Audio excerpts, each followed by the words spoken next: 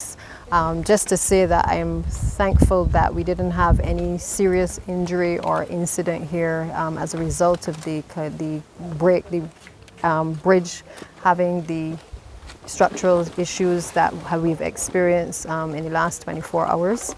We have moved quickly to be able to engage with the engineers, both on the Complant project as well as our internal MTW engineers, to be able to look at other options in terms of being able to find other routes to get in and out of this particular area. As the AG said, this is a very heavily trafficked area for most of the people who live in the surrounding communities. We are well aware that this particular main artery has been high priority for us in the ministry, mainly because we recognize that for many, many years, and I spoke to a lady who is probably 89 just down the hill, who alluded to the fact that the bridge was here from when she was a little girl. So that should tell you how old this bridge is. We recognize in the ministry that this main artery needed to be done. And the difficulty and the challenges in the Scotland district is that it is not straightforward in terms of doing any of the construction of the roads. We have about 16 projects that are running currently in the Scotland district, of which we had singled out a number of projects in the St. Joseph area, because for many years we recognized that a lot of significant works had actually not been done in the Scotland district, in particular in St. Joseph. And so Airy Hill is coming to a conclusion. We would have announced that in March. It was supposed to take about 4 months, but we had some challenges in terms of the rains, but also some delays in relation to the progress of those works. And our anticipation is that by next month we should be able to open up Airy Hill, as well as Lanes Bridge. The Gabion work took a long time for us to be able to get it out of the ground. If you view that project, you will realize that it's probably about 20 feet or so that we've had to come from the base up to the top, and that has taken our Gabion teams quite a long time to be able to maneuver that particular area. It has also been very treacherous in terms of being able to maneuver that space. And so to the naked eye, it seems, yes, like sometimes the projects are taking long, but I too want to assure that St. Joseph has been high priority for MTW and certainly on the Scotland District project. We have also, not on the Scotland District, because we had to take these two roads out of the Scotland District project and reprioritize them, and those two would be Fruitful Hill and actually Coconut Grove.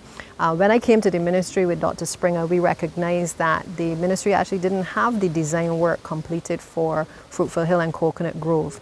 And we actually brought those works to a halt with a view to being able to properly design those roads, because having recognized the complexity of roads in the Scotland district, I could not be minister and allow for those roads designs to continue without the proper work being done by our teams. And certainly we move towards the full designs. We've got those designs completed. Those designs, we're just waiting on the Chief Procurement Officer to give us a date for those designs to be tendered. And in short order, we should be able to do the completion of the works on both Fruitful Hill and indeed on Coconut Grove. Now, in relation to Melvin Hill Bridge, the intention is that the Transport Board would have had discussions with also Transport Authority. We are trying to find various ways in which to find alternative routes for the residents of this community and the surrounding areas.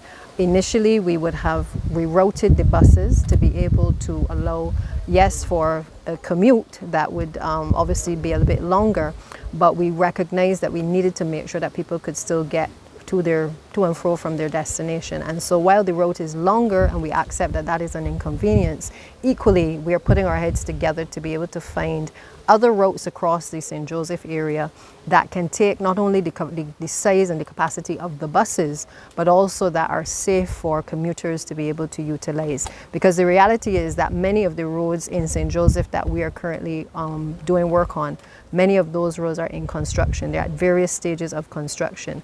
And we have to make sure before we reroute a bus to make sure that that route is particularly safe for the residents and certainly the commuters. So it is not a straightforward exercise in just determining that we can send it along Coggins Hill when Coggins Hill is not completed, or we can send it through an area like Springfield to Newton Crescent, for instance, unless we are able to check the tonnage for the buses, to make sure that the roads are cleared, to make sure that any rehabilitation of those roads are done, that they meet the standards for being a temporary road that is suitable for our commuters to drive on. So again, I give that assurance that this is not going to be neglected. Indeed, I'm actually asking the compliance team to try to come down on the timelines to make sure that we are able even to reduce the month that they have indicated to the AG this morning. And simply because I think that unlike any other district right now where we are doing these road works, it is clear that this artery in Melvin Hill Bridge is so critical to the commuters that I think if we have to pause something or slow down works in another location, that is a directive that I have given to our teams to make sure that all hands are on deck to get Melvin Hill Bridge reopened and to get the other projects in St. Joseph completed in short order. We have also discussed with the Transport Board team, and I'll allow Ms. Boyce to speak to it, our Chief Operations Officer, shortly, the whole concept of being able to do a shuttle, and we are exploring those possibilities with both the Transport Board and Transport Authority. And why? Because we recognize that even for us here this afternoon walking across the bridge, that there is still a rather long commute for persons who get off at one end of the bridge and have to walk to the other to then make their way into the neighboring communities. If we can reduce that walking time, if we can be mindful of the fact that sometimes it's not always going to be dry weather, and it may be raining, people may have groceries, and they may need to obviously have the shelter to be able to take them to their destination, then that is certainly what this ministry, what this MP certainly will want us to be able to do, and that is what we are looking at.